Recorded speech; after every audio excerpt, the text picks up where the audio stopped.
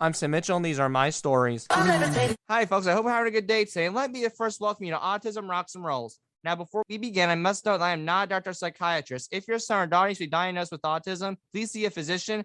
I only speak based on my experiences. I also don't have the right to the songs. The songs are from Zedge.com and hiphop.com. I also want to review the mission statement. The mission of Autism Rocks and Rolls is to take the stigma off of autism and other conditions that many think are disabilities. People on the spectrum are not broken and do not need to be fixed. Those who have conditions or abilities do not want to be pitied. There is nothing to be sorry about. I also have some paid for the following. I want to give one to Brandon Barrett. Let me tell you something, folks. A while ago, we participated in the annual Cast for Kids event at Lake Monroe, and amazing. That's all I can really say. The event was organized by Brandon and Amy Barrett, our sponsors. There was a lot of fun. An award ceremony was held for the fishermen and women. It's so much happiness for all those who participated. Some people with disabilities went out with some very awesome boat captains and caught fish. Then there was an award ceremony. By speaking to the audience, my mom and I were able to spread my mission. The event takes place annually, so please get involved. Thanks to Jeff Barnes and the Eastern Regional Director for Cast for Kids and Brandon Amy Barrett. All of you are rock stars. I work with kids who are superheroes too. A lot of great people were there too. Doug Killian, Andrew Woodall, Amanda Nixon, Natasha Humphrey, Amanda Tolliver, and Lisa Laza, the raffle winner of the ATA Month training. Amanda Nixon is an amazing person we met. She and her wife are amazing parents. Becca and Liam Nixon were adopted in December 2021. They are both diagnosed with autism. She attends Spitzer Owen School. And guess what, folks? She made it onto the JV cheerleading squad. Keep up the good work, Becca. And it's also my pleasure to thank Steve Miller and Angel Shear, two people who are 100% behind me. They provide you with quality tax preparation service. Is Stephen Miller Tax Service in Bloomington, Indiana. The tax filing deadline has passed, but there are still a lot of late returns. Tax Service will handle your tax filings for you. I appreciate your help too. Angel, my sincere thanks goes out to you for all the help you've given us. And I must give another thank you to PALS. The nonprofit therapeutic writing program at PALS is for disabled people, veterans, seniors, and at-risk youth. A diverse population can greatly benefit from the horse's therapeutic capabilities, including its emotional, physical, and social benefits. And instructor Christina Arthur is awesome. Staff and facilities are outstanding. Make sure you stop by. Christina is the lead instructor. I found it interesting that their mission and mine are basically the same when I read their website. PALS offers therapeutic programs with horses that aim to promote good health, joy, and empowerment. While they expect a challenging work environment and support, they also expect a safe and caring work environment.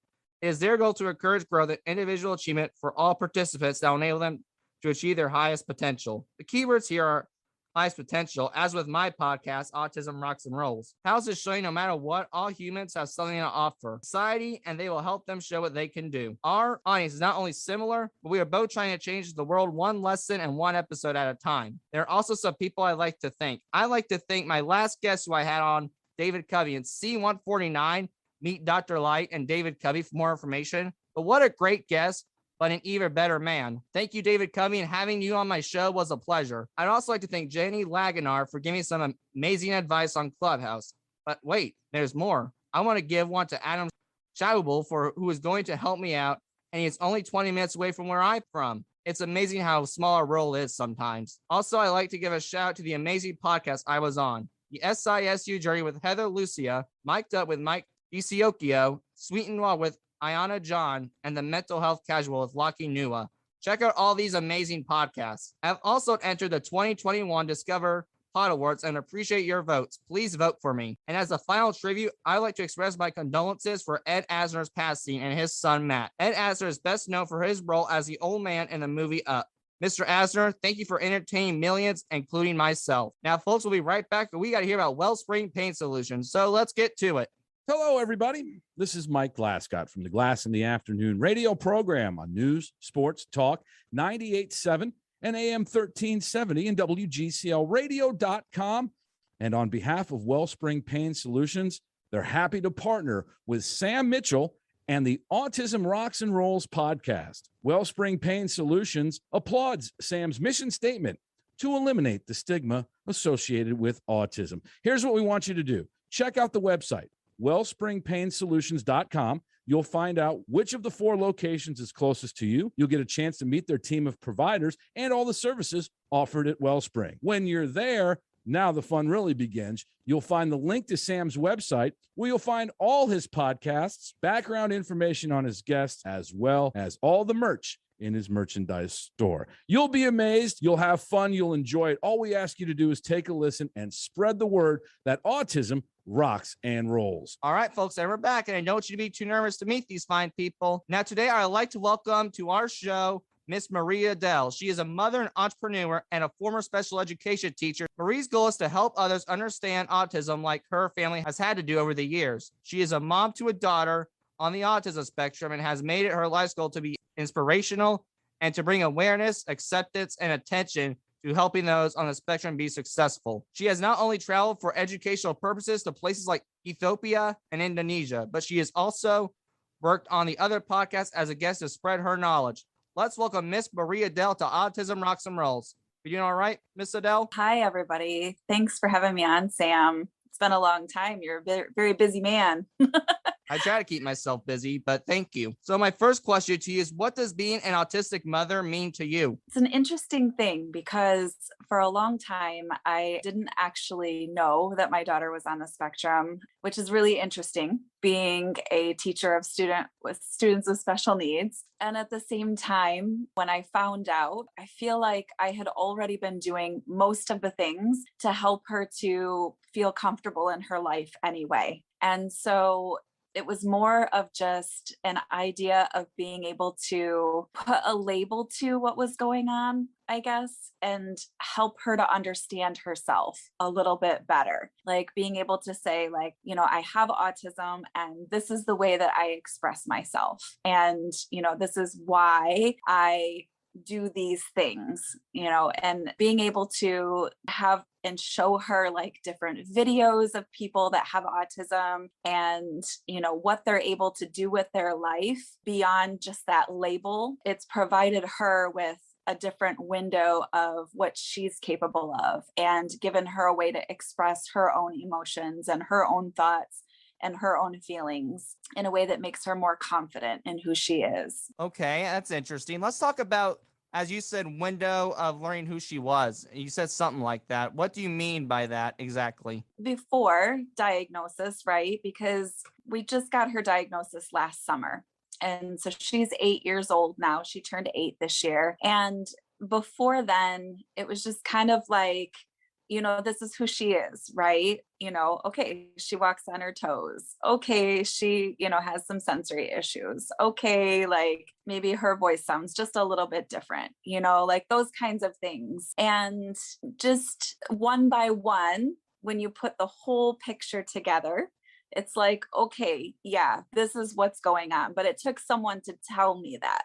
And even when I had someone tell me that, I was just kind of like stunned by it. Right? Because you see your child as your child. You don't see them with those labels, right? Like autism or some sort of, cognitive, differently abled, like all kinds of different things like that. You don't see that. You just see your child. And so it was very interesting for me the moment that I got her diagnosis and just that window, I guess, of learning this is her diagnosis and all of the things that were happening at school and trying to really help her to understand herself at the same time understand my role as her parent, because it felt like it shifted a little bit, and being able to work with her school and help them to be able to get the tools in place for her. So it wasn't happening at first. There were a lot of challenges that were going on when school started, and just learning all of that. It's been this window that's been open, and we're all just adjusting and we're getting used to what this looks like. Like she's getting used to the fact that she can say, I have autism and this is the way that my brain works. And I'm getting used to saying I'm the mom of a child on the autism spectrum. And, this is what it means to me to be a mom of a child on the autism spectrum. And at the same time, I think just like any parent, we want the best for our kid. We don't want there to be, challenge and, things that happen in their lives that are frustrating or upsetting. And at the same time, I've learned so much that everything happens for a reason. And no matter whether I view it as good or bad happening in her life, everything is a lesson for her to learn. And it's going to help her to become who she is and who she's meant to be in this life, and show her what she's meant to do. So I get to take a back seat to that. Yeah, you basically, as you said, it opens this windows of obstacles, but you're going to work with her to overcome it, basically. Yeah, just helping her understand where her strengths are and helping her work within that. And then understanding areas that she might want to grow in and help her with that too. Yeah, you're helping her grow in many other ways. And your answer actually transitions to my next question. When you got the first diagnosis, what were your initial thoughts when you learned that you're going to be an Aspie mother? I mean, it was just like I was, reading and reading and reading the report, and I got to that part and I kind of, sat back. It was a lot to think about in the moment, because I would say, yeah, she walks on her toes, but I don't think she's on the spectrum. Or, yeah, she, does this thing, but I don't think she's on the spectrum. And, she was going to a therapist and everything before then. And then when I read on the paper, autism spectrum, I was like, oh, okay, maybe she is on the spectrum. So it doesn't really change anything, right? It gives a label for me to be able to help her to communicate to the world a little bit more of the way that she thinks and the way that she feels. And, before then, it was difficult for the school to listen to me and to listen to her. And now that we have the label, they're kind of forced to listen to us in a different way, because the law makes them listen to us in a different way. So she's getting more help. Yeah, we can be thankful for those laws, though, because I think they give us, I don't want to say privileges, but really good feedback and good sources, to say the least. Yeah, it makes people kind of sit up and take notice, because like I've heard autism referred to as like the invisible disability before. And it's not that it is a disability. I don't think that it's that at all, because I think everyone is differently abled. But it is that invisibility piece, because people who are on the spectrum, they don't necessarily look different, right? They just maybe act differently. Where like if someone's in a wheelchair, like you can definitely see that, there's something different that's going on. If someone is blind, you can definitely see that there's something different going on with them. But where with autism, like people are just like, well, that kid, they just need some discipline. You need to discipline your kid. They're not respectful. They're not, like whatever. They're wrong. But continue. Yeah. But it's just, having the label, the name of autism, then once you say that to someone, then they're like, oh, and then it helps them to have a different perspective, where before they might not have been so open-minded. Then they're like, oh, so they're on the autism spectrum. So they just function a little bit differently. And, this is the way that their behavior might present, or this is why they might be acting the way that they're acting, that looks differently from the way that I would act. I mean, the label, I think, with being disabled or autism, it is sometimes a pain, but in my opinion, maybe it's a good thought, because it makes people understand why they are doing something that society calls weird. What are your thoughts on that statement? Yeah, I think so too. And the thing about it is, though, that just even like, people who are not on the autism spectrum, it's not that people aren't weird. Like everybody's weird, right? Oh, yes. Yeah, it's just that from the time that we're little, society tells us what to do and how to behave. And most of us, try to conform to that. And if we don't conform to that, then they treat us not well. And, people end up in jail and like all kinds of things for the wrong reasons. Yeah, for not conforming to society. I think there's some brilliant people out there that don't thrive in the education system. They think a different way, but society keeps trying to put everybody in a box. I think in a way, it's actually courageous to be on the spectrum. And it's not like, you don't want to act like everyone else. It's that there's not necessarily that ability to do that. And in a way, I think that's a most wonderful thing, because then you get to be yourself. Yeah, it's courageous, in my opinion, as you said, but it's my opinion more courageous to live day by day when someone's putting this dumbbell on us or this extra muscle on us, maybe that's too Yeah. big. If anything, my daughter teaches me that I get to be who I am, and I get to express myself who I am. And, it's helped me by sticking up for her to other people, to be able to stick up for myself even more as well too, and to not worry so much about what other people are thinking or what they're doing, and to just focus on her well-being and to focus on my well-being. And then by taking care of ourselves, then we're better able to take care of other people. Yeah, it's like the dice is rolling. It just goes day by day and it keeps adding up. She's unique and she's my kid. Like, that's it. Like, with or without autism, she's my kid. And, I worry for her and I'm excited for her, like, all in the same thing. And I know that everything is going to turn out in whatever way that it does. And I'm not worried. Yeah, I think Aspie Mama bears have all the emotions and intact. Yes. I think they learn how to. How do you think like an Aspie mother's brain operates? Yeah. So,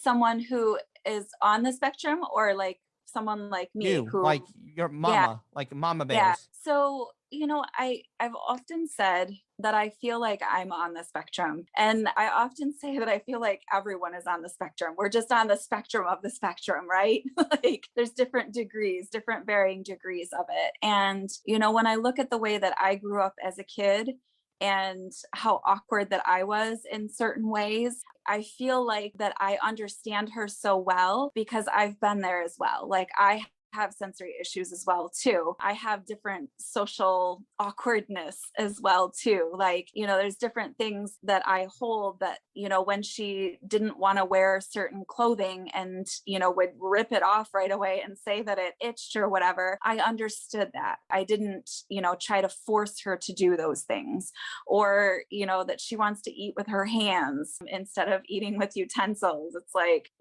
on the scale of 1 to 10, there's worse things, right? So is there a lot of fast food and finger food in your house, I'm guessing? Well, you know what? She'll even eat soup with her fingers and then she just drinks the liquid for it. It's not necessarily fast food. Like, I try to, give her as healthy of food as possible, but, she's eating her lima beans one by one with her fingers, or, whatever. So I just don't put a lot of emphasis on that. And plus, also, we've lived in 2 cultures where you eat with your fingers, so it doesn't even matter. You're just living your ancestry, maybe. Exactly. There we go. Like that hunting and gathering. We're just going out and eating what we can with our fingers. But being in that mother head, in that mother space, like, I'm very aware of the way that I grew up and the way that I was treated. And so, like, I want to help her as much as possible, and at the same time empower her as well too, to be able to talk to people and help them to understand her perspective, so that when I'm not there, that she's able to do it herself. Right. You're just teaching it baby steps at a time. Yeah. And I also like being a mindset coach. I work with her on a lot of those same concepts that I work with my clients on that are adults. And I work through a modality called human design. And human design really helps you to understand the personality of the person and to help them understand themselves better. And so through that, I've been able to explain to her why she might be feeling some of the ways and responding in the way that she does, and to help her to be able to have some sort of extra language to be able to use in explaining her feelings, her emotions, why she might react the way that she does in certain situations, that kind of a thing. So just being able to give her as much information as possible, so that way she has the information and she can then use it in the way that she wants to. Yeah, and that's a good thing that you do give that, because At the end of the day, we might take it or leave it, but most of the time we'll probably take it. May have to word it a little differently, but we'll take the advice. She cracks me up because, I think maybe she's not listening sometimes, but then, we'll be talking and then she'll say something that I've said, or she'll, Yes. say I'm with that because you always have to give eye contact, and I don't play the eye contact game, but I always joke around saying, why do we have to look at you exactly? We don't have to have, eyes are not meant for listening. Yeah. They're meant for seeing. You don't need to really see to hear a conversation. And that's it too. She'll be doing something over here, and then I'll be over here, and then she'll answer me or something. But, sometimes I'll be like, okay, so when you talk to me, I answer you right away. So when I'm talking to you, I need you to at least say something back to me. And she'll be like, fine. It's daughters, right? They're growing. What do you expect? Yeah. Now, what is the most rewarding and most difficult thing about being an Aspie mother? I mean, I think the most rewarding thing is that her genuine nature. I don't really have to second guess like what she's feeling or what she's thinking. Like, it's just all out there, right? And if she wants to talk, if she doesn't want to talk, she's like, Mama, hush, I don't want to talk right now. I'm like, okay. So I never have to guess her feelings. They're always It's that brutal honest. I'm guessing she has no filter as well. Nope. Go her, I love her already. She's very like, she takes all the information and puts it back out, and she's got such a spunky personality, right? So she's the one that's going around saying, yes, queen, all the time. So she cracks me up. Yeah, she loves to learn like every little thing. I think the most difficult thing, and I might ask your advice on this one because you might be able to give me some insight on it. So, they put all kinds of labels on kids, right? And so one of them is autism, and then another one is anxiety. And, we're working through the anxiety piece with, I found like this homeopathic, it's like a company that they sell, everything is like food based. And so there's supplements, and there's a particular supplement that I give her that helps with that anxiety. And it has been amazing for her. So in working through like all of the different levels, then the last thing that, the label that was given is ODD, right? And that's like, I'm not going to do what you want me to do until I want to do it. So that can be a challenge, like every single night at bedtime. The labels keep getting added. Yes, I know. It's really challenging sometimes, when we need to go somewhere or we need to do something. And I've given her ample time or ample, letting her know like, hey, this is what we're going to be doing. This is where we're going. It's bedtime in 10 minutes, finish up what you're doing, that kind of a thing. But still, there's a lot of challenges that come around that. And so it's that timetable, right? Like I want her to do things in my timely manner. I try to give room on either side. And at the same time, like she clearly wants to operate and continue to do what she's doing. And so that fine line between honoring what she wants and also doing what needs to be done because it's bedtime, right? Yeah. So that's a challenge. That's a challenge. And my advice for that, honestly, is it's gonna sound awful, but I'm not trying to feed in like to the bad behavior, as what you could call it. I guess Yeah. You're not gonna win the battle with this one. I'm gonna be 100% honest with you because I do the exact same thing. Because if my mom's like, "Hey, let's watch Talent," you said we're gonna watch it. I said, "I know, just give me like 5 more seconds here." They mean that. Like if she's in the midst of this, she'll understand. Like, okay, I get that's bedtime, but here, let me just wrap it up. Can I wrap it up at least to say the least? Yeah. I mean, I don't think that's a problem personally. And I give her that extra time to kind of wrap it up, but it's still like sometimes it's a little dicey here and there. And then I'll just be like, nope, we need to do this now. Or I'll say, I know that you're going to meet me in the bathroom before I get to, 1 or something like that. You're going to beat me into the bathroom before I get to 1 so that you can get your teeth brushed. Or I know that you're going to join me in the bathroom to brush your hair or to take a shower or whatever it is. And usually when I say that I know, she comes, like she'll come after that. Yeah. Maybe what about trying letting them finish the task kind of like maybe say, okay, I'm not going to count to 1. But let's say, okay, let's do this. Let's not wrap up, but get to a good stopping point. Let's brush our teeth. Then let's finish the task. You can finish that task that you were assigned to. So yeah, we need to get this done, but just take a break. Take a pause. Take two, as you can call it, maybe. Yeah, that's a good idea. Like, so that way it's kind of bookended by what she likes to do. So she's doing the things she likes to do. Then we say, okay, we're going to take a break. You're going to brush your teeth. Okay, you can come back, watch for 5 more minutes, and then we get to go to bed or something like that. Yeah, that might be something worth a shot, maybe at least an attempt. I like that. We'll try that a couple times and we'll see how that works out. And I know we need to try it for a while to see if it works out. But yeah, it's the transitions. Transitions can be difficult. Moving into the next thing. And moving to a next phase is not easy. We can't easily move to the next chapter in the book. I mean, she really likes the schedule. She likes to know what's going on, all of those things. And I try to provide that, as much as humanly possible. It can be a little bit challenging sometimes. And it's that dance, right? We're working on that dance together and just continuing on it. We just don't break anything, like our bones or anything, while doing the dance. No spirits or bones broken. Got it. That's works for me. Yeah. Now, what advice would you give to an Aspie mother? I think in general, get to know your child as best as you possibly can. And in that journey as well, too, I think is getting to know yourself. So when you know and love your own self, then you have the room and the patience and the ability to be able to see someone else for who they truly are, and to be able to have the patience and the love and the care to be able to give them. And so I'm not perfect. Like, I still, Harlow, when she's, testing my patience, right? And at the same time, I let her know, like, okay, that wasn't about you. That was about me not being able to handle my emotions in that moment. Yeah, it's you. It was like that was me, my bad moment. Yeah. We all have those. No one is perfect. No one in life should be a perfectionist. So we're all going to make mistakes. Everyone, whether you're a mother or a father or even at a job, you're going to make them. There's no way to avoid it. Yeah, there's definitely not. And,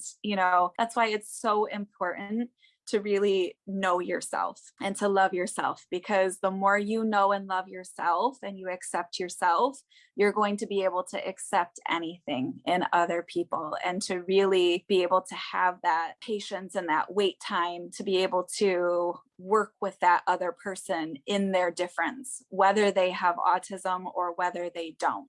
You're going to be able to see different perspectives, and you're going to be able to understand, okay, this person is coming at this from a different angle than I am. It doesn't mean that they're wrong or dumb or stupid or any of those things. They just think of it differently than I do. And that's okay. Like, everybody thinks differently, and that's okay. It's a different POV point of view. I just thought, because I was thinking of like Hollywood on the roller coasters, because I like to watch the roller coasters with the voyage and see the POVs. And that's what it reminds me of, is taking that roller coaster ride and all the turns with changing, not changing, sticking to where you are. Yeah, absolutely. I mean, it's a perfect example of that, although that makes me nauseated just thinking about it. But that's a roller coaster ride that I don't want to go on. But yeah, I mean, that's what makes us uniquely special, every single person, right? We all have our own perspective, and our perspective comes from the way that we grew up and the way that we were raised. And so,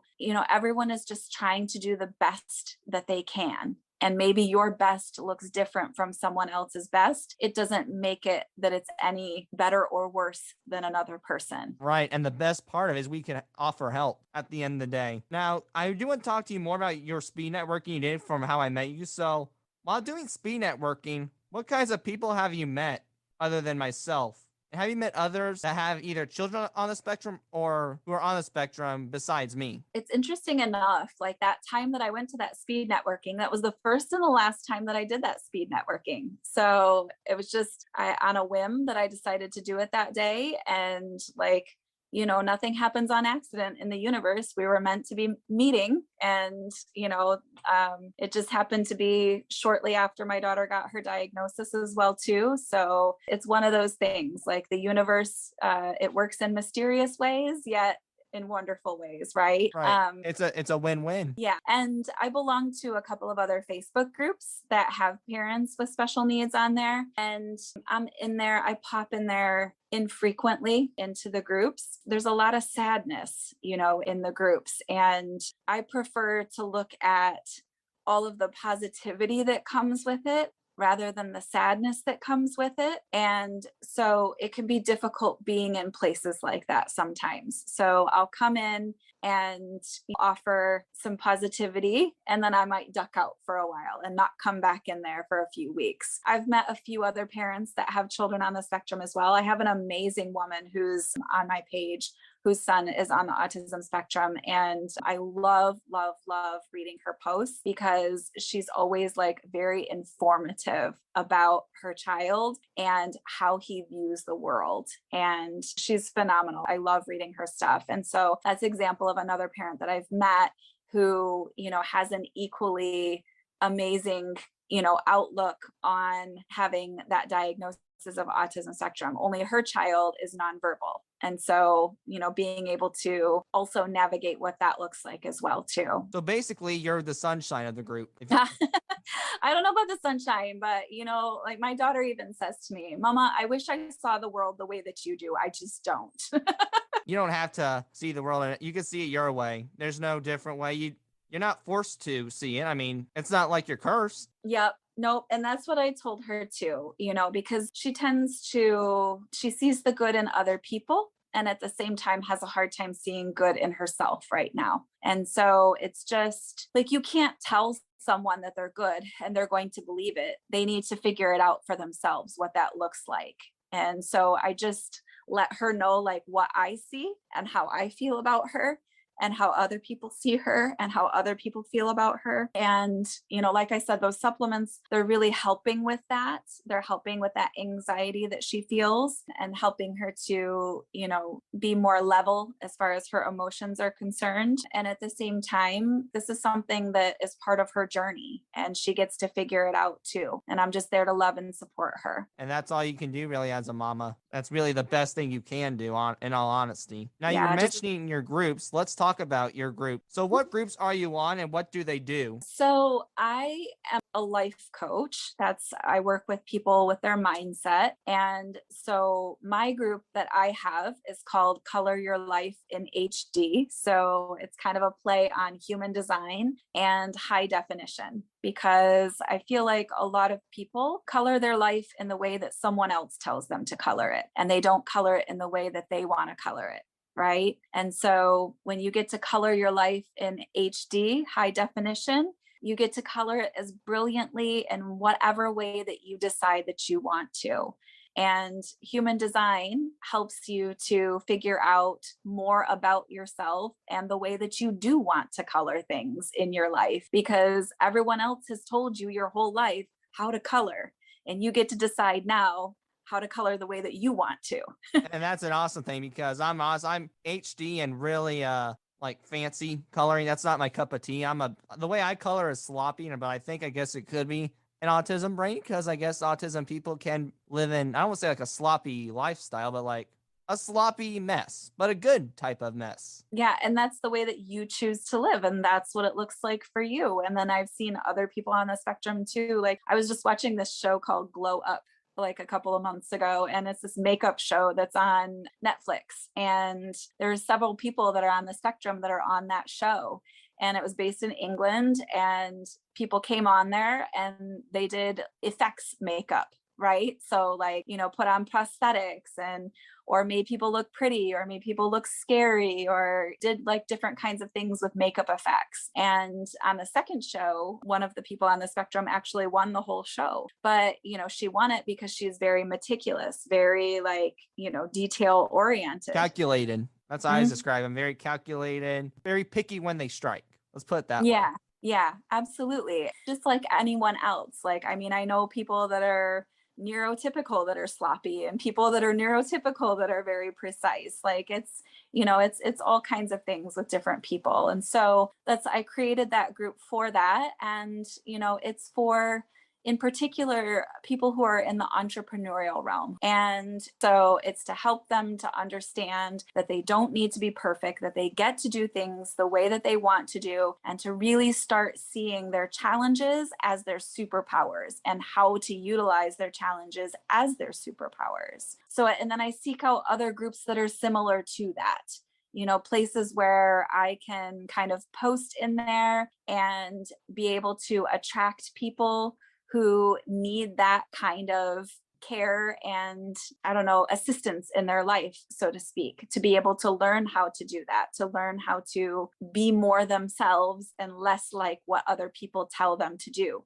Because the more that you're like yourself and the less that you're like what other people tell you to do, the more successful you are. And the happier you are. I'm going to add on to that. Exactly. I mean, that's what the whole thing is about. It's everything that you need is inside of you. Only there's so much going on outside of you that you can't hear what's going on inside. Now, I want to go back to that speed netting because I am just curious, and this is just for me. When I started talking and I mentioned I had autism, did you notice like any similar behaviors between me and your daughter? And feel free to say something like roast, I don't care also, but if you want to say something positive too, I don't care. No, I mean, like, I thought it was incredible that you were on there and that you were networking and that you were there, like you were putting yourself out there. And, I can tell like with the eye contact thing, like she's also like, she'll look at me, but like not look at me for very long periods of time. And she'll look at me longer than she looks at some other people, but it shows me that no matter what label that you have on you, that you can push out of that comfort zone and you can do great things depending on what you want to do in your life, right? And so for you, it's reaching out, networking with other people, which, some people are like, oh, people on the autism spectrum, they don't like to socialize.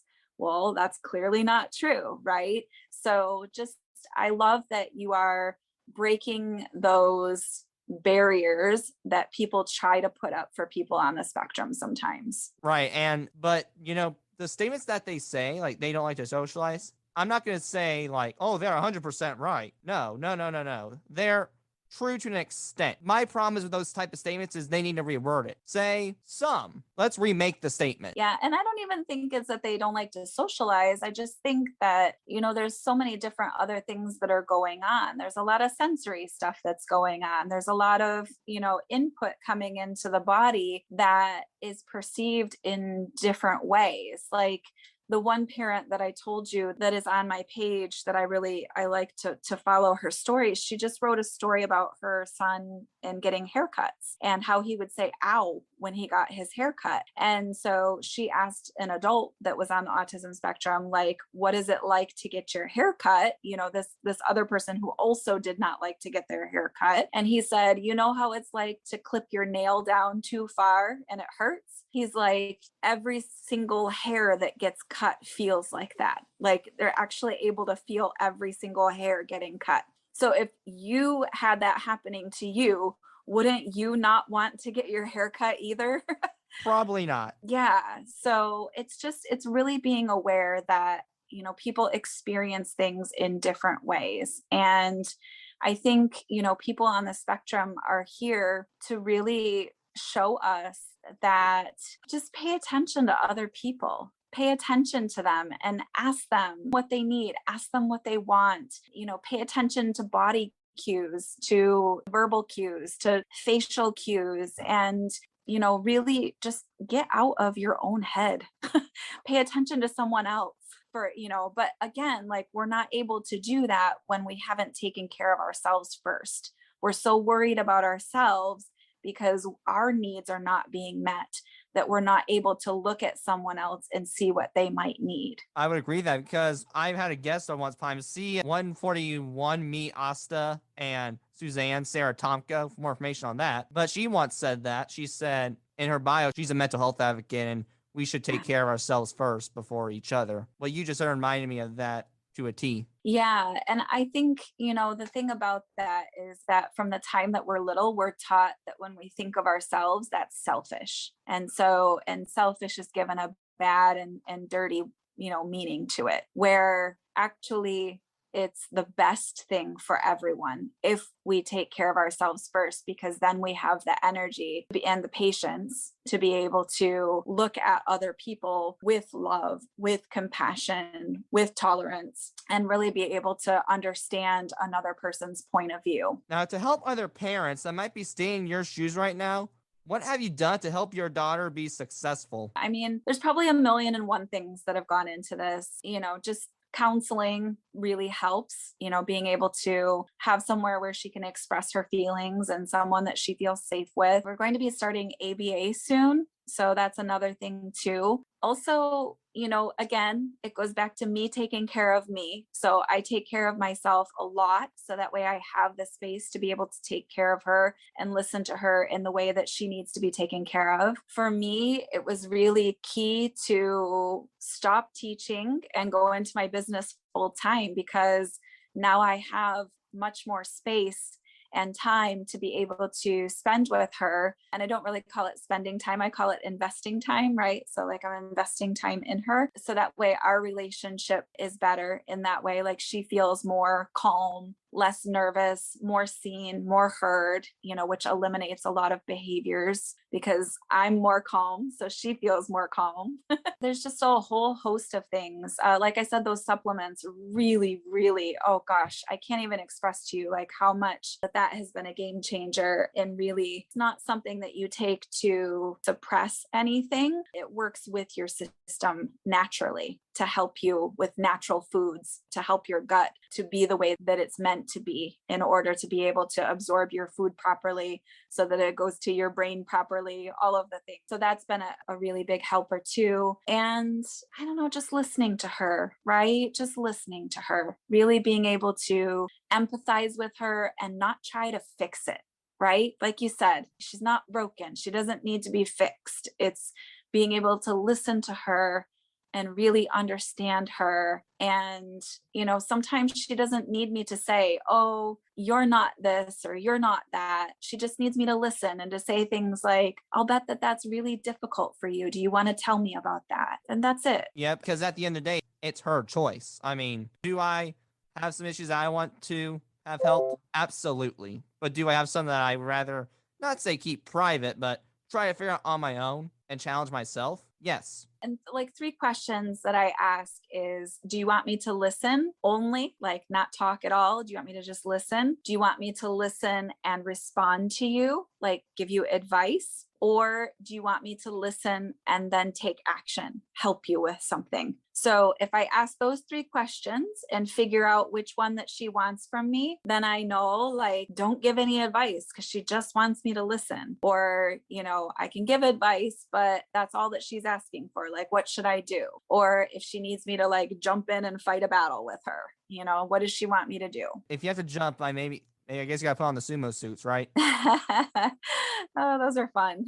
Oh, they are fun. And I just want to go back to your therapy. I'm glad that she's in therapy. And I don't, because personally, and this is just me, I'm not saying I don't think they're bad or anything. I would never take any away from psychologists because they know brains well, in my opinion. They've studied it. Sure. But here's the deal. Have you studied Sam's brain? And that's the thing. It's patient by patient or person by person. It's like me, for a client, like I can never exactly know what that other person is thinking necessarily. I can do the inner work on me so that I have enough space to be able to listen as much as possible to be able to help that person. At the end of the day, therapists are people too, right? For her, it's play therapy. She doesn't go and sit there and talk to someone. She goes and she plays games. And then the therapist kind of like learns by the way that she's playing, like this might be something that she's going through, or this might be something that she's feeling, because kids process through play. So, up until this point, it's just been play therapy. It's not really been like talk therapy. But at the same time too, it's live action. Yes, it's live action. There we go. LARP. Like, yeah, right? Bingo.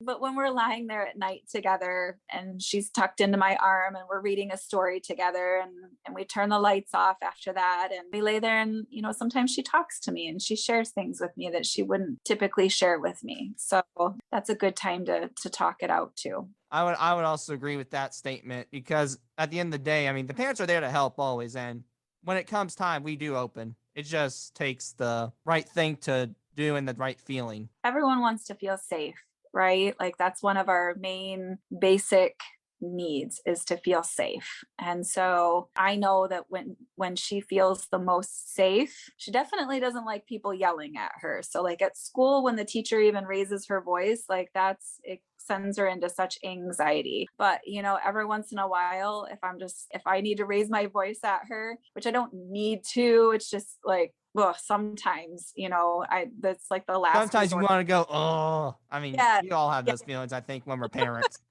Yeah, I'm trying to get out the door or something like that, and I'm like, get off the TV and get your shoes on. Exactly. But she doesn't take it as personally, right? Because we have a good relationship. So in those times, and even then, like I make sure to repair that relationship after that fact. So Yeah. It just happens in the moment. It's that song by Asia, In the Heat of the Moment. Yep. Basically, that's what it is. Yeah, but the more that I take care of me, the less of those moments there are. In your opinion, how does your daughter process information? Of course, we've had all the psychological tests and stuff like that done. But for her, I found that what works is logic. Like she's very logical minded, and I am as well, so that helps too. Ever since she was little, like instead of just telling her no, I explain why.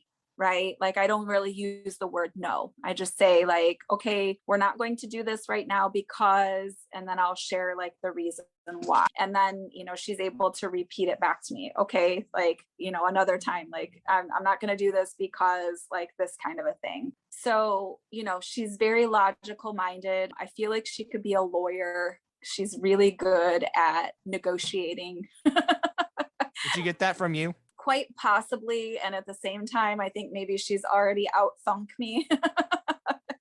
I'm older, my brain is less plastic now, and she's got, youth and plasticity on her side for her. So she can think of far more ways. And that's it. Like that's for me. When I get frustrated, it's because she's outsmarted me usually. And so then I just need to take a few deep breaths, and then I can usually think of, some way around it. Cause she'll be like, I'll ask her to do something and she'll say, okay, if I do this, what will you give me? And I'm like, what do you mean? What will I give you? I'm like, you'll get the satisfaction of knowing that you helped me out by taking and putting your dishes in the sink. That's what you'll get.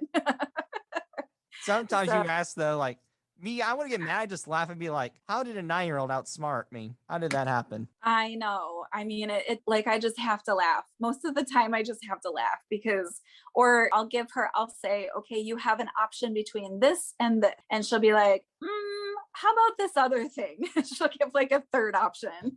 And usually it's like, okay, fine. I don't care. Like, go ahead, whatever. So I try to say yes as much as possible instead of no, because yes invites that cooperation. So even if it is like not right now, I'll just say yes, except let's do that tomorrow.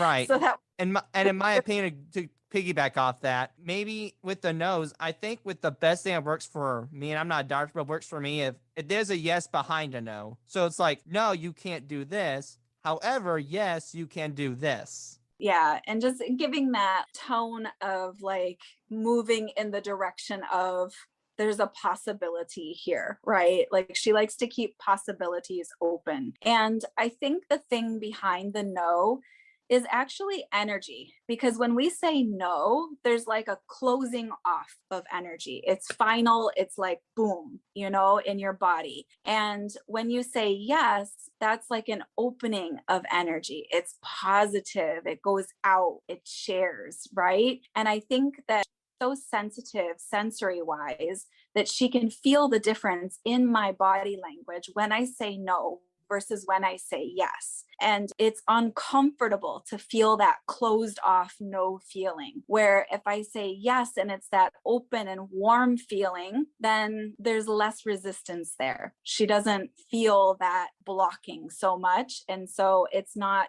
disagreeable to her. Yeah, I could see that. And I'm just going to say with your daughter's logic, she is the opposite of me. I'm the out of the box thinker, like unrealistic thinker.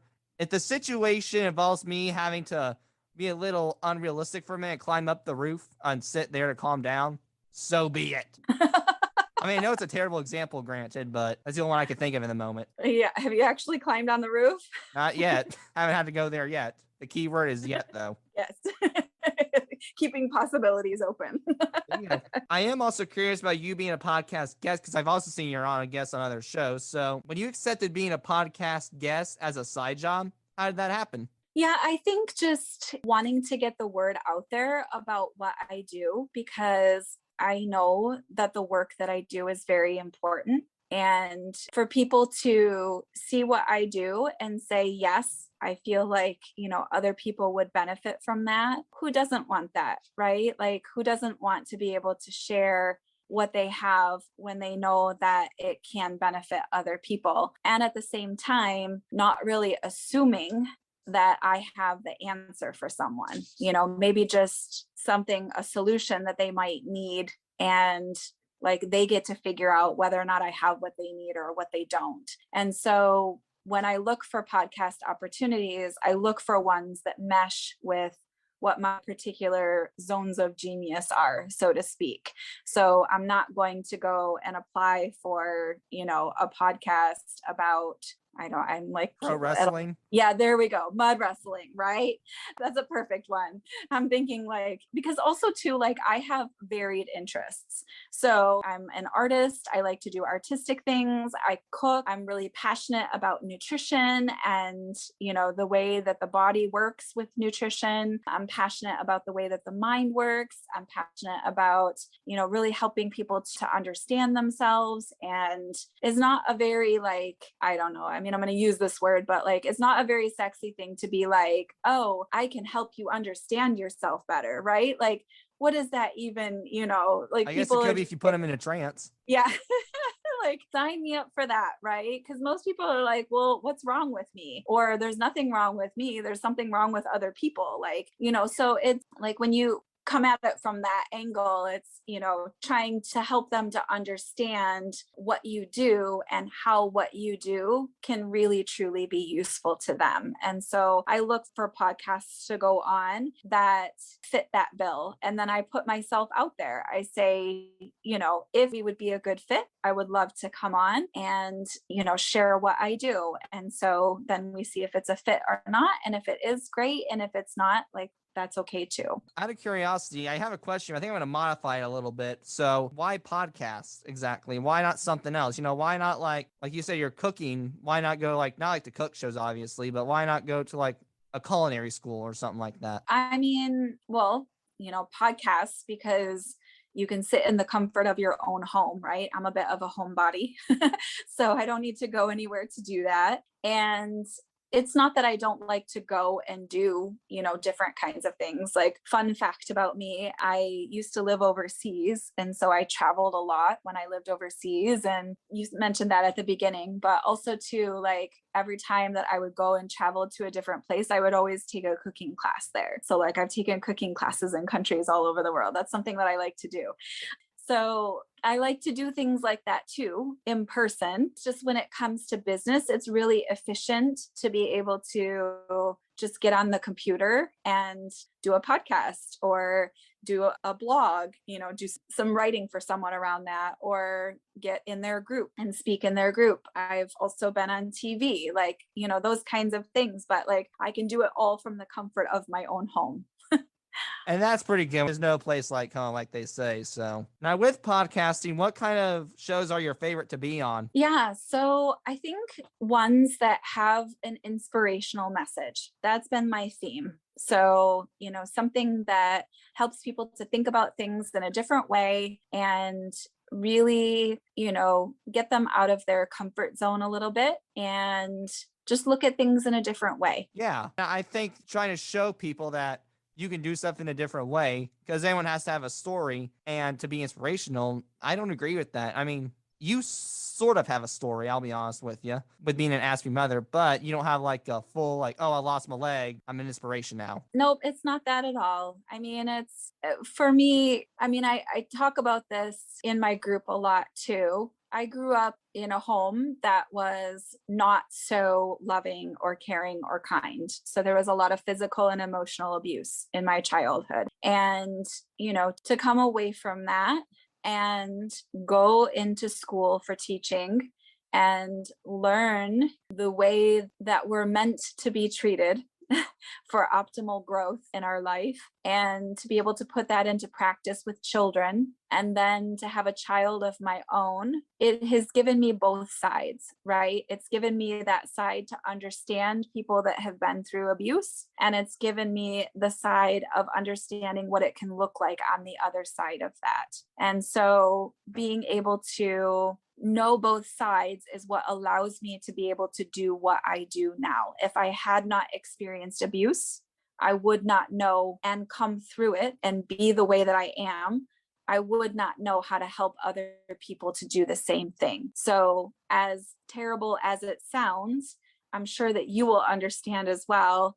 Everything happens for a reason. Like things happen because they have different effects on us in life. And so, like, you have autism that has a certain effect in your life. It was meant to be that way.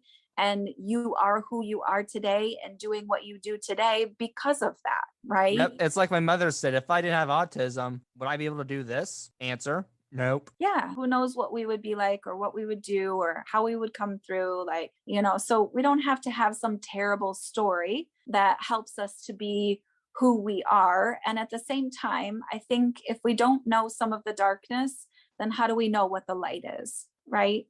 That's very interesting. I could agree with that, because at the end of the day, what doesn't kill you it makes you stronger. I mean, I know it's been used in songs and all that jazz, but it's so true. And it's even true in nature, right? So like I use the butterfly as my symbol in my group, because the butterflies, and I even talk about like butterfly entrepreneurs, right? People who go from thing to thing to thing to thing, and just trying to figure out what to do and what that looks like and how to bring everything together cohesively. But for the butterfly, when it transforms into the chrysalis and it's coming out of the chrysalis, if you were to break that chrysalis open, the butterfly would die, because it needs to struggle out of the chrysalis in order to become strong enough to fly. So it's in the struggle that makes it strong enough to fly. Speaking of this, actually, I'm going to have to ask you again, because the next ad we're about to hear is talking exactly about that. Life is full of changes, and sometimes these changes can be challenging.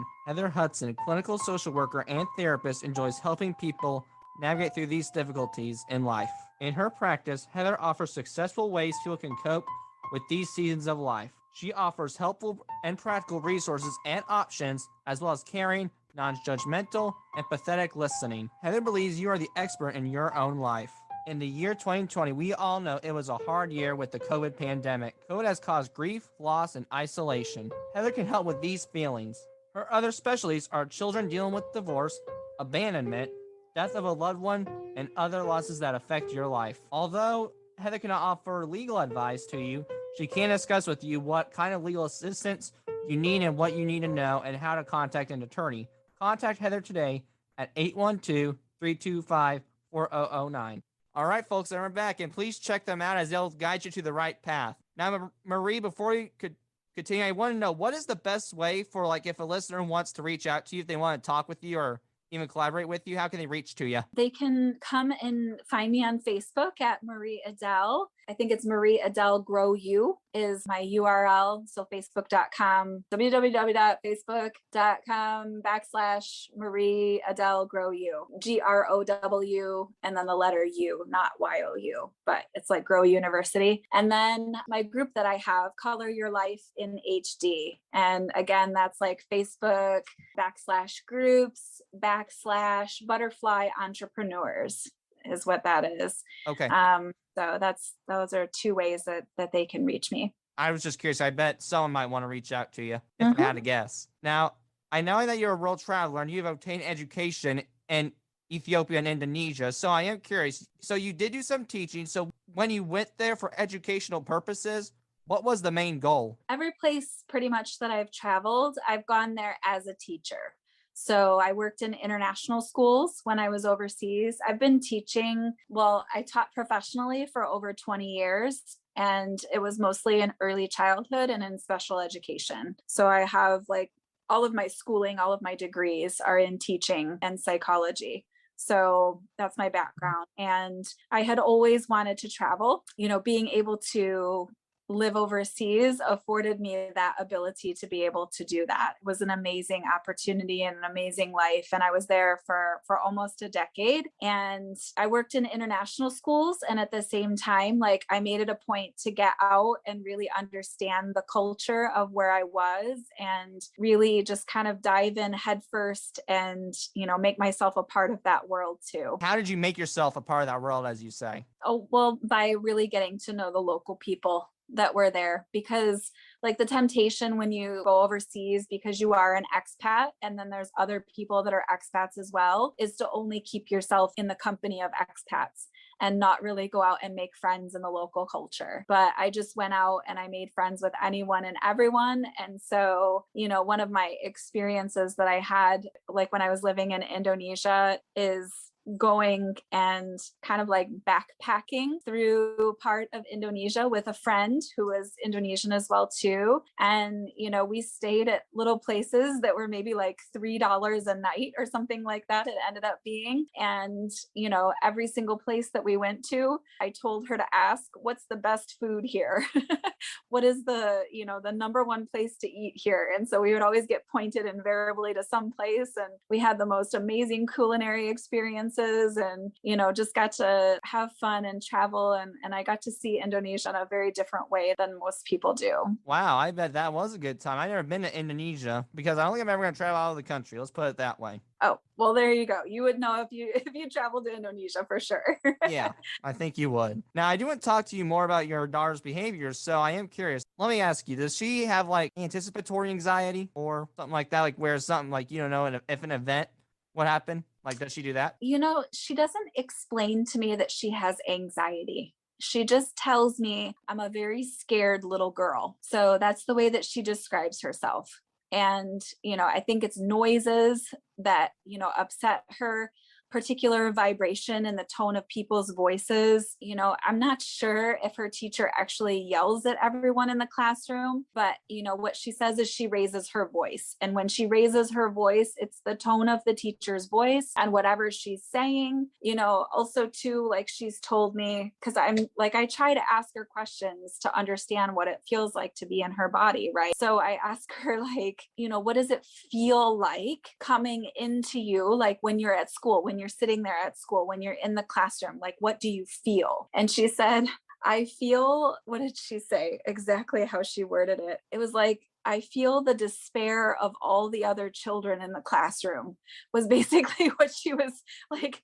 So like the helplessness of the other children in the classroom as they're getting, reprimanded or like whatever. But she feels that energy. She takes that energy in and then she amplifies it. So it might be like coming in like raw and then she gets it inside of her and it turns into raw. Yeah, I can see that. My problem with that is I know that the goal is to get the students' attention. It doesn't get my attention. I just look at you like, really, there's no need to go to that. Yeah, like she tells me, on a daily basis that she's fighting back tears, that she doesn't cry because she gets so emotionally overwhelmed sometimes. And you say your daughter's sensitive feelings. What would you say is the worst sensitive feeling for her? Because for me, it's a wet t-shirt. I ain't going to wear that. Good luck trying to get me to wear that. No, if she gets a drop of water on it, boom, it's off. Like very much. She can have food and like ketchup and a milk mustache. Yeah, she can stick her hands in food. She can go swimming. She's perfectly fine swimming. Get her in the shower and she doesn't want to put water on her head. I'm like, how does this make sense? I don't do that either. So she's not the only one. I mean, I do it better now, but when I was young, my issue was I had to do it during the night. If I take a shower during the day, the issue is it sticks for me. It may just be my hair, granted, but for me, it sticks wet for the whole day, and it's not a comfortable feeling. Yeah. I mean, I'll swim, granted, but it can't be showering soap, full-on bathe clean. Yeah, that's interesting. For me, it's just, I just keep asking her. I keep asking her about stuff, and the older that she gets, the more she's able to explain to me like why she feels the way that she does. And so that's particularly useful, just keeping those lines of communication open. What would you say is like her biggest expressive milestone, let's say? Like when she was able to like express this and you were like, you just expressed that? Like, Whoa, Nelly. And it left you speechless. I think she's been doing that her whole life, Sam. Like, from the moment she started communicating, like she was very expressive. Even when she wasn't speaking, she was very expressive. You know, when she was little, probably like 10 months old, something like that. She started walking when she was 10 months old. So she's always been like really early on those kinds of milestones, but she didn't start talking until she was like 16 or 17 months old, really her first word. We taught her sign language. So she had a few signs that she would use, but she would go over and crawl over and try to put shoes in her mouth. And you know how disgusting that is, right? Like, but she would try and put shoes in her mouth. Yes. And so I was like, you know, trying to move her away, like, let's go do this instead. You know, those are yucky, they're dirty, let's come over here. But she kept trying to go back over to the shoes. And so finally I was like, do you want shoes? You know, because we were living in a country where she didn't need shoes. Like she could just go barefoot and, you know, like it was all, and of course too, like I know developmentally that it's best to go barefoot for as long as possible because your feet need to, you know, the bones in your feet aren't fused until a certain age. And so it's best to have them go barefoot. So I didn't get her shoes for that reason. But I was like, do you want shoes? And she was like, like, yes, that's why she kept going over by the shoes, because she wanted her own shoes. And I was like, okay, well, you know, when we go on the airplane, because like in a month we were going to go on the airplane to Spain to spend the summer. I was like, when we go on the airplane, then we'll get you some shoes, you know. So she was fine after that. She stopped chewing on the shoes. Yeah, I mean, I know it's better for barefoot, but I think I'd rather have some like bones develop more slowly, I guess, than have shoe breath. Yeah, she loved being barefoot, but then also like I think for the fashion of it, she loves shoes. Like we would go into stores sometimes and she would just want to try on like every single pair of shoes that she could, because she just had a fascination with them. She's a shoe queen, I'm guessing. She's not so much now. Well, actually, I can't say that because just like a few weeks ago, we were in Kohl's and she wanted to try on all the high heels just to see if she could be taller than me in them. Wait, was she?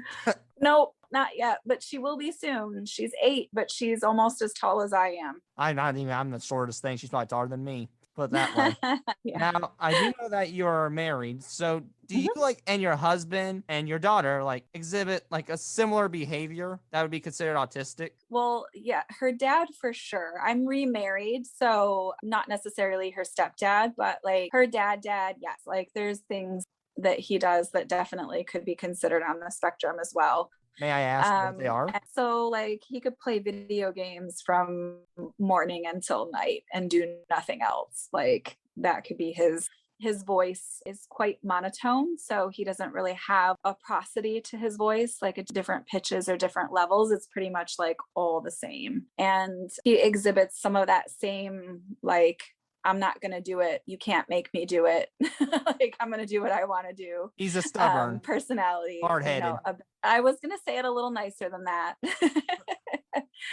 I'm hard-headed too, yeah. though. Don't worry. I'm a little hard-headed. Like, so don't worry about that. Yeah. And like I said earlier, for me, it's more of like the sensory issues. Like I have sensory issues with lights, especially like fluorescent lighting. You know, if there's like flashing, strobing stuff, I don't have like seizures or anything like that, but I just don't like it. You know, certain textures of things I don't care for. If someone is in my physical space, like my skin crawls. I can't, like, I have to, like, even with my daughter, because she likes to like wrap herself around me and like just be on me in my space. And sometimes I just have to be like, honey, I need you to just take a step back. Please get off. Like, yeah, mama's too hot. Like, I'm just, you know, like my skin, I feel smothered, and it's a sensory thing. Immediately alarm bells start going off. So just letting her know, like, I'm not trying to push you away. I love you very much. And at the same time, I need you to get off me. I get you. I'm the opposite like that. I'm not a big personal space guy. You can put your hand on like over my face, and I'm not like that. I don't really care. I think she likes that too. Like, she's just very, you know, she'll tell me, don't do, and then she'll tell me like, don't do this thing, but like she wants me to do the thing. So she'll be like, don't bite me, don't bite my neck. But she really wants me to bite her neck.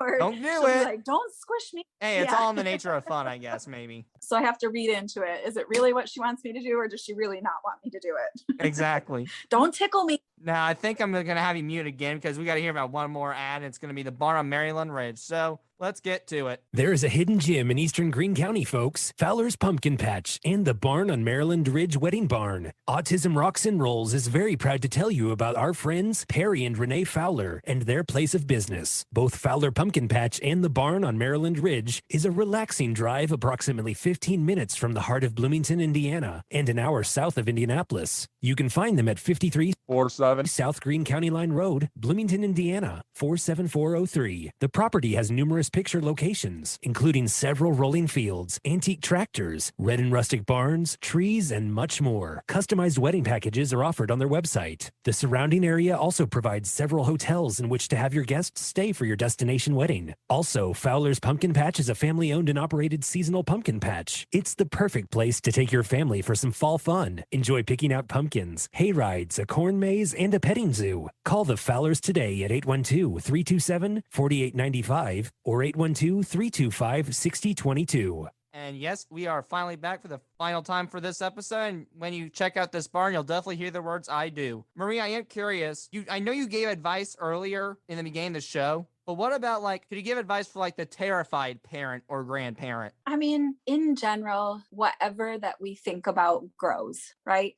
That's just the way that our brain works, because the more that we think about it, the more neurons that we grow around it. And so if we're continuously thinking about how terrified and afraid that we are about this thing that's happening, or this thing that's, going on with us, then we're only going to see the quote unquote bad side of it, or the scary things that go into it. And at the same time, again, when we're able to take care of ourselves and really be calm and peaceful from within, then we're able to calm our bodies down and calm our brains down to be able to see the opportunities that exist in something. And so then we're going to grow more brain cells around seeing opportunities. So if we're able to see something for an opportunity and release that terror, then we're going to be able to grow, and whoever else is involved in the situation will be able to grow as well too. And when you grow, I think maybe you could agree with this if you wish, maybe you develop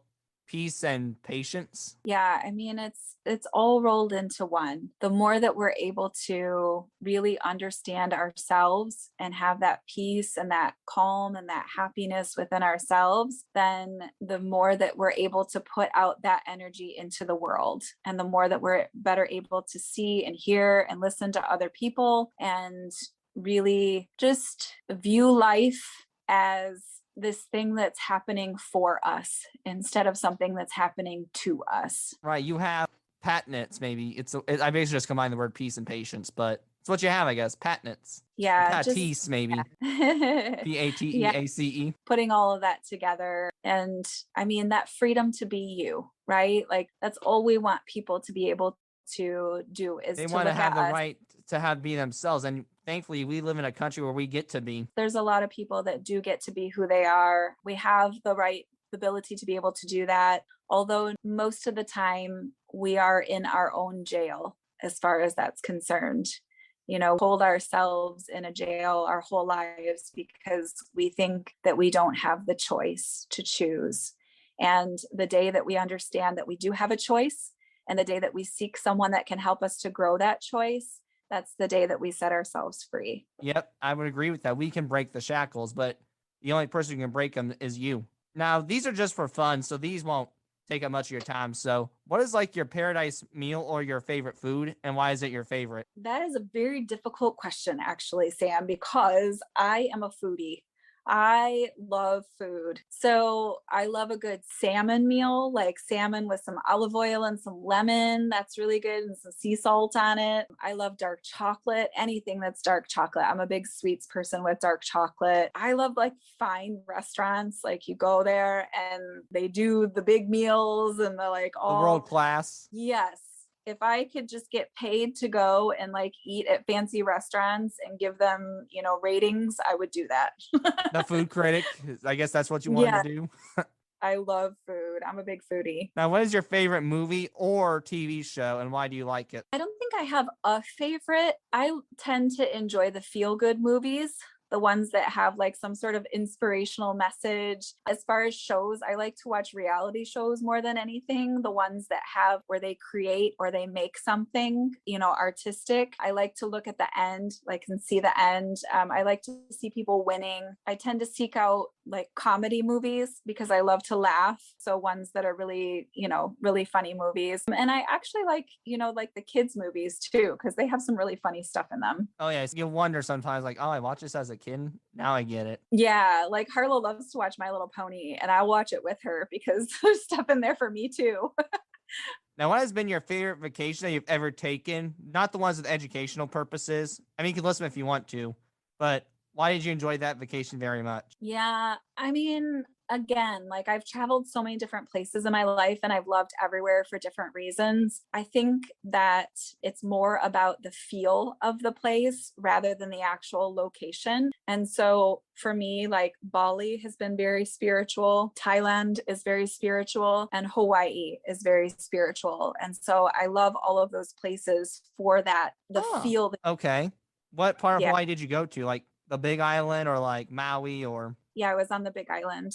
We're going to go there, I think, potentially in the summer. Ooh, yeah, it's a great place to go. There's lots of things to do, while you're there. And the pace there is slow. You're not rushing around. It might take you a while to get your food. And at the same time, you get to sit there and like talk with each other. There's no rush, those kinds of things. It's just slowed down. It's island time. So now this is the final question. Are there any good memories that you want to tell our viewers about? If you do, why do you remember that memory the most? Now, I would like a good memory that made you feel good and like a funny memory that made you fall on the floor. And it's your call. You want to answer. It can be with your daughter, just yourself. You said your remarried husband, your call. I think, my best memories are when I'm traveling. Like that's honestly, we don't do presents in our house that much. We do experiences. So that way you don't have a room full of toys. You got some things in there, but what you do have is that travel experience. And I've asked my daughter before, like, what would you rather do? Would you rather have presents or would you rather travel? And every single time she wants to travel. That's me. That'd be me too. I've taken my family to Richmond. I've been to Texas, Florida. I've had different experiences myself, mainly fishing experiences, lots of them. Yeah. So you're passionate about fishing then? I'm not passionate about it, but it's like a hobby of mine. I mean, it's not the first thing I do, but it's definitely something I do when I got downtime. She loves water parks. So again, won't take a shower, but she loves water parks. So, we go to a lot of water park places and then just travel in general. Like we have a really good time traveling together, all three of us. And then like a falling down, I swear, like my kid makes me laugh so much all the time. But even just as a family, like we like to laugh with each other. We're really silly with each other. We like to scare each other, like jump around the corner and scare each other. She's always trying to sneak up on people, scare them. She's a practical joker. So she's always like telling jokes. She does the whoopee cushion thing.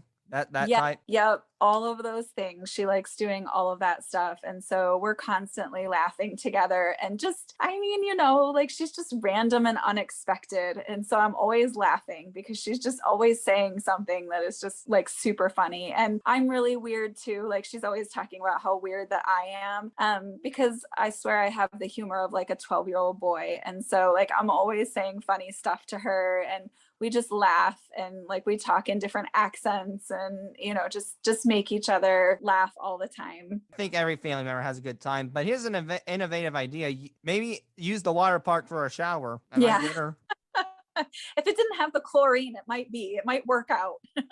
Try to replace the chlorine with a different substance. May work. Well, I think that's all, Miss Adell. Do you have any closing remarks before we head on out of here? No, I'm just really glad to be on here and I'm so glad to be able to chat with you. And I had a really good time and I really appreciate you having me on. Well, thank you. Have a great day. Thanks. You too, Sam.